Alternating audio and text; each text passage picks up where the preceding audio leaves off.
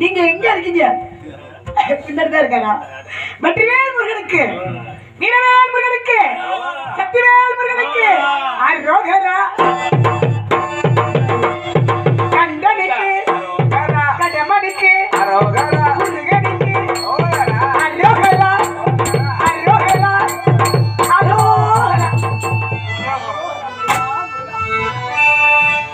மயிலுக்கு போய் தண்ணி விடுங்க, மயங்கி போயிட்டு. அம்மா உருமாயம்மன் தாயே,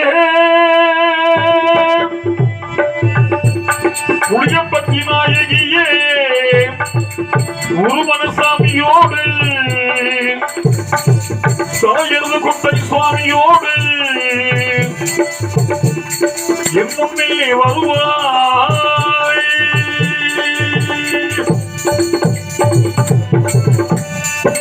புளியம்பட்டி நாயகியே, இந்த சின்ன சிறியவன் ராஜா முகமதுவின் தாயகியே, ராஜா முகமது தாயகி, உருமாயம்மா, மாரியம்மா, காளியம்மா, மாரியம்மா, பகவதியம்மா, மந்தையம்மா, முத்தாளம்மா, வீரம்மா, பட்டாளம்மா, பாப்பாட்டியம்மா, வாழவந்தம்மா, வடக்கு வாசல்லியம்மா, கோமளவல்லியம்மா, வெள்ளையம்மா, சேவக்காரியம்மா, சோட்டாணி கருபகவதியம்மா, சொந்தமாக சென்று தைக்கட்டும் என்று சொந்தனை மறந்து சோபிதமாய் மதுரையை ஆடுகின்ற அன்னை மீனாட்சி அம்மையோடு, கோயில் கட்டி வாழ்ந்தால் போனார் என்று கோட்டை கட்டி வாழுகின்ற திண்டுக்கல் கோட்டை மாரியம்மனோடு, கோட்டை மாரியம்மனோடு, ஐயனாரோடு, முனீஸ்வரனோடு, என் குலதெய்வமாகிய மதுரை அழகுமலையான் 18ஆம் படியார் மலையாள கருப்பனோடு என் முன்னே வருவாயே. புளியம்பட்டி நாயகியே, உருமாயம்மா வருவாயே, வருவாயே. ஆயகலை அழகு அறிவு அதிதானியமே, அயராதரம் துணிவுதரம் பாக்கியமே, போகம் போர்வையது வீரம் விஜயம் சந்தானம் நோயின்மை புதிதாம் பெருமை என்ற 16 செல்வங்களை தர வருவாயே. உருமாயம்மா வருவாயே, வருவாயே. அம்மா உருமாயம்மா, புளியம்பட்டி நாயகியே, என் தாயே, நீ பாட்டு வைக்கின்றாய், அடியேன் பாடுகின்றேன். நீ ஊட்டு வைக்கின்றாய், அடியேன் உண்கின்றேன். நீ ஆட்டு வைக்கின்றாய், அடியேன் ஆடுகின்றேன். தாயே, ஆதிபராசக்தி அம்சமே, என் அன்னையே, இந்த பச்சை குழந்தையையும் நான் தான் மாப்பிள்ள, அது பால்குடி மறக்காத பச்சை குழந்தை. ஆமா, அந்த பால்குடி மறக்காத பச்சை குழந்தையையும் என் அருமை மாப்பிளமார்களையும் 8வது மாமன் கிட்ட குடிச்சிட்டு தான் வந்திருக்கேன். என் அருமை மாப்பிளமார்களையும், என் எதிரே அமர்ந்திருக்கின்ற என் மாப்பிளமார்களையும், என் எதிரே அமர்ந்திருக்கிற என் தாய்மார்களையும், தாயை உருமாயம்மா, எங்கள் அனைவருக்கும் நீ ஆயகலை அழகு அறிவு அதிதானியம் அயராதரம் துணிவு தனம் பாக்கியம் போகம் பூண் வயது வீரம் விஜயம் சந்தானம் நோயின்மை புதிதாமிருமை என்ற 16 செல்வங்களையும் தந்து ஆதரித்து காத்திருச்சிப்பாய் அம்மா. உருமாயம்மா, உருமன சாமியே, சலையறது குட்ட சாமியே, காப்பாத்துற ஐயா, காப்பாத்துற ஐயா, காப்பாத்துற ஐயா. சாமி கும்பிட்டோம். என்னை கண்டதும் எனக்கு மதிப்பு மரியாதை கொடுத்து எந்திரிச்சு நிற்கும் மாப்பிள்ளைகளே, என்னை கண்டு பயந்து போய் அதன் காரணமாக ஒண்ணுக்கு சென்ற மாப்பிள்ளைகளே, எனக்கு மதிப்பு கொடுத்து ஆங்காங்கே ஒரு கணிச்சு மட்டமல்லாக குப்புற கடிச்சு தூங்குற மாப்பிள்ளைகளே, இங்க தூங்க சங்கடப்பட்டுக்கிட்டு வீட்டுல தூங்குற மாப்பிள்ளைகளே, எனக்கு மதிப்பு கொடுத்து ஆங்காங்கே ஊதுபத்தி கொளுத்து மாப்பிள்ளைகளே, வீடு சிகரெட்டு, சாம்பிராணினா சுருட்டு, தீர்த்தம்னா சரக்கு, என்னை காண்பதற்காக கடமைகளை மறந்து கடும் தூக்கத்தை வெறுத்து கடுமையான காரியங்களை எல்லாம் ஒத்தி வைத்து என்னை காணுகின்ற என் உயிருக்கு நேரான மாப்பிள்ளைகளே, மாப்பிள்ள மாப்பிள்ள குலசேகரநல்லூர் மாப்பிள்ள, ஏ தெஞ்சியந்தல் மாப்பிள்ள, ஏ ஏனாதி மாப்பிள்ள, ஏ புளியங்குளம் மாப்பிள்ள. கட்ட கைலாசம் போகும்போது, கட்டன்னா செத்து போன உடம்பு, கட்ட கைலாசம் போகும்போது, கட்ட வைகுண்டம் போகும்போது, கட்ட சுடுகாடு போகும்போது எதுவுமே கூட வராது மாப்பிள்ள. எது வராதியா? பொண்டாட்டி வப்பாட்டி நஞ்ச குஞ்ச ஆடு மாடு வீடு காடு கரை மச்சி வீடு குச்சி வீடு சின்ன வீடு சின்னஞ்சிறிய வீடு அண்டா பண்டா பாத்திரம் குண்டா லொட்டு லொசுக்கு எதுவுமே வராது. உனக்கு தனியா சொல்றேன், எதுவும் கூட வராது மாப்பிள்ள. அண்ணா கேரையும் அத்திட்டு விட்டுருவாங்க. ஒண்ணுதான் வரும். எது? அதுதான் அவன் சேர்த்து வைத்த புண்ணியம். புண்ணியம் இருக்க மாப்பிள்ள செத்தாலும் கூட வரும். 7 ஜென்மம் தொடர்ந்து வரும். அவனையும் காப்பாத்த, அவன் பரம்பரையும் காப்பாத்தும். இந்த புண்ணியத்தை எப்படி சம்பாதிக்கலாம்? எப்படி சம்பாதிக்கலாம்? மளிகை கடைக்கு போய், குஜிலியம்பாறையில மளிகை கடைக்கு போய் ஒரு 10 ரூபாய் புண்ணியம் குடியான்னு கேட்க முடியுமா? கிடைக்காது. அதுக்கு அன்னச்சத்திரம் கட்டணும். அன்னதானம் பண்ணாங்க பத்தியா? இதோட 3 நேரமும் அன்னதானம் போடணும். காலம் பூரா அன்னதான சத்திரம் கட்டணும். அது நிறைய காசு தேவை. அது மட்டுமா, இலவச பள்ளிக்கூடம் கட்டலாம், இல்லையா பெரிய ஆலயம் கட்டலாம். இதெல்லாம் செஞ்சா புண்ணியம் கிடைக்கும். அது காசு வேணும்ல. காசு இருக்கிறவன் செய்ய முடியும், இல்லாத என்ன பண்ண முடியும்? தொண்டை இருக்கிறவன் மாப்பிள்ள தெஞ்சிய பாலச்சந்திரிய மாதிரி பாடி சம்பாதிக்கலாம். என்ன மாப்பிள்ள? பாட முடியாத ஊமையை என்ன பண்ணுவேன்? ஆண்டவன் திருநாமத்தை காதில் வைக்கலாம் இல்லையா? ஆக என் நண்பர்களே, என் பெரியோர்களே, என் தாய்மார்களே, என் வாலிப சிங்கங்களே, என் மாப்பிளமார்களே, முருகன் பெருமையை, முருகன் மகோன்னதத்தை, முருகன் மகோன்னதத்தை 2 காது கொடுத்து கேட்பதன் மூலமாக 10 பைசா கூட செலவே இல்லாம புண்ணியம் கிடைக்கிறதா சொல்றாங்க பெரியவங்க. அதிலும் குறிப்பா இந்த குருநாதர் இந்த செந்தமிழ்நாடு 64வது நாயன்மாராக ஏற்றுக்கொண்ட திருமுருக கிருபானந்த வாரியார் சாமி சொல்றாரு, கந்தபுராணம் கேட்டா புண்ணியம் கிடைக்கும்னு அடிச்சு சொல்றார். என்ன காரணம்? கதிர்வேலுக்கு எதிர்வேல் இல்ல. யார் குறை இருந்தாலும் ஆர்வம் குறையாகாதுன்னா, சுக்குக்கு மேல மருந்து இல்ல, சுப்பிரமணிக்கு மேல சாமி இல்லைன்னா. அந்த வாரியார் நான் ஒரு 16 வயசுல சந்திக்கிற வாய்ப்பு கிடைச்சது.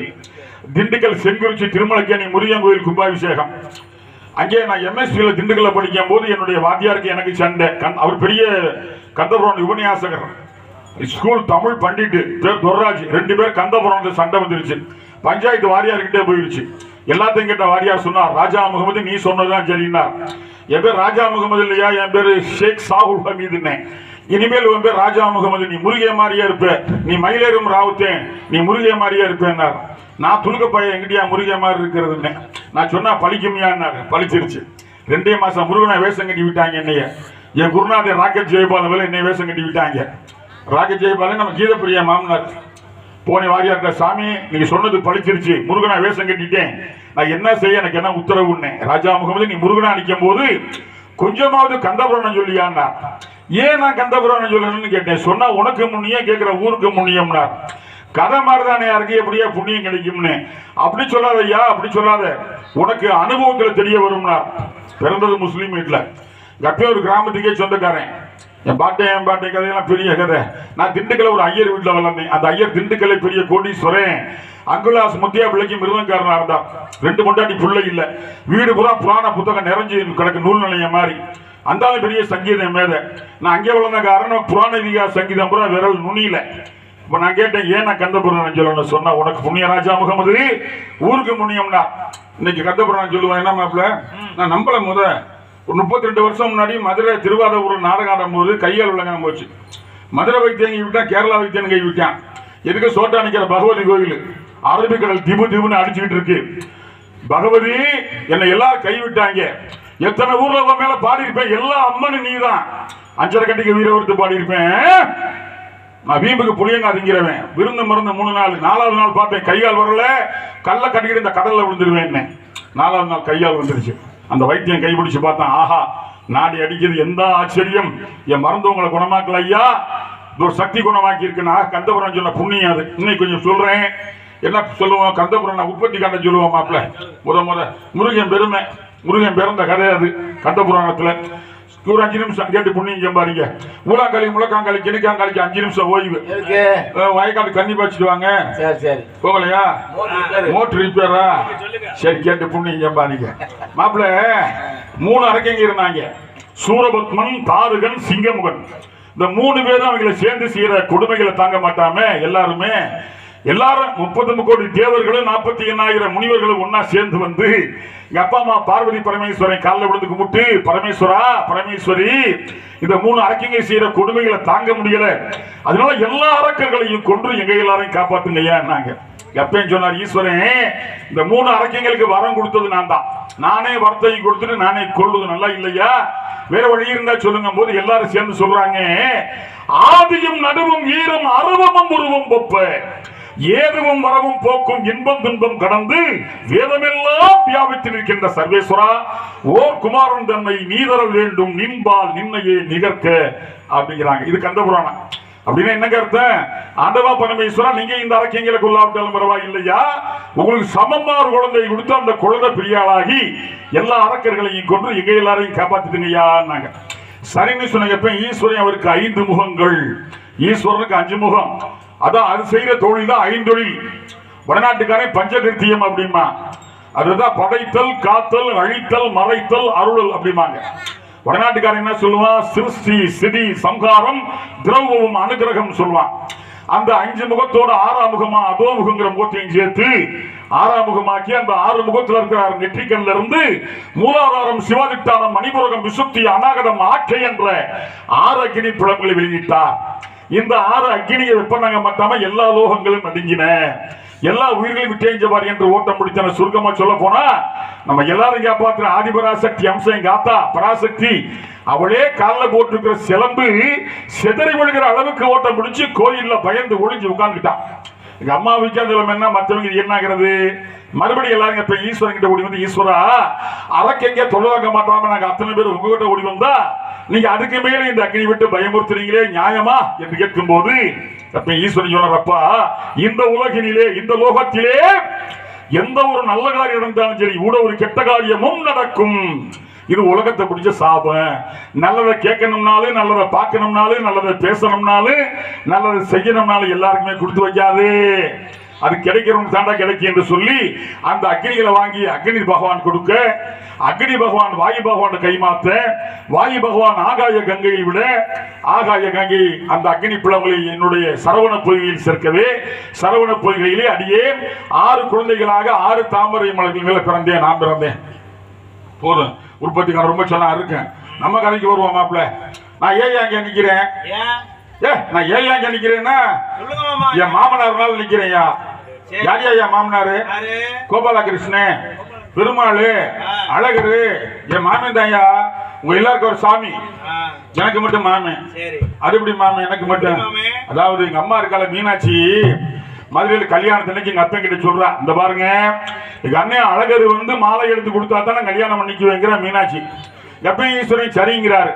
ஏமாமே அழகு மலையா அங்கே என் குலதெய்வம் 18ஆம் படி கருப்பன் கிட்ட சொல்லிட்டு கிளம்புறார். 18ஆம் படி கருப்பா மலைய பாத்துக்கடா.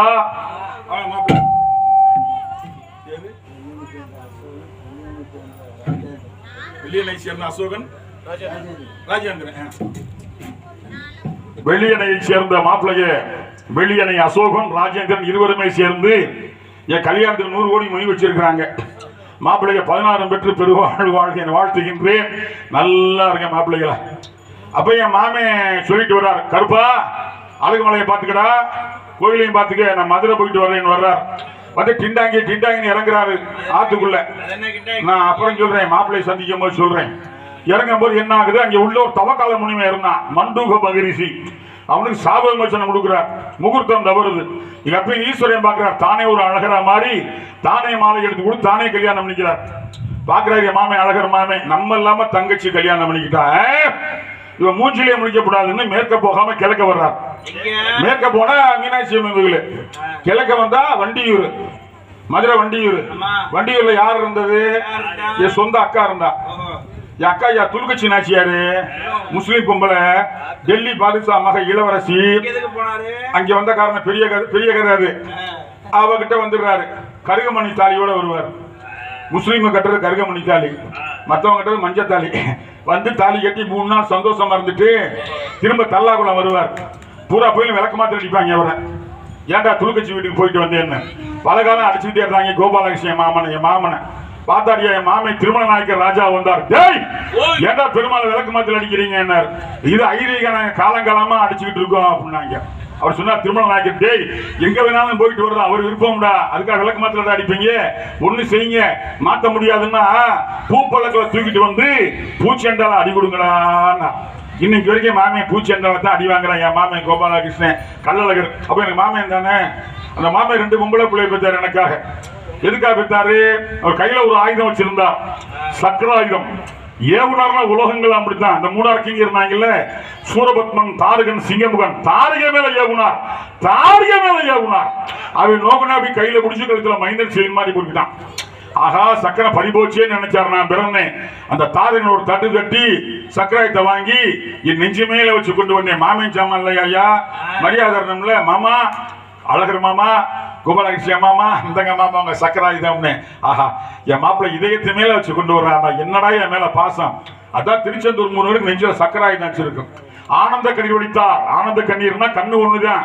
இங்க வழிஞ்சா உப்பு கடிக்கும் துன்ப கண்ணீர், இங்க வழிஞ்சா சக்கராயுதமா இது சக்கரை மாதிரி இருக்க ஆனந்த கண்ணீர். வாங்க மாப்பிள்ளை.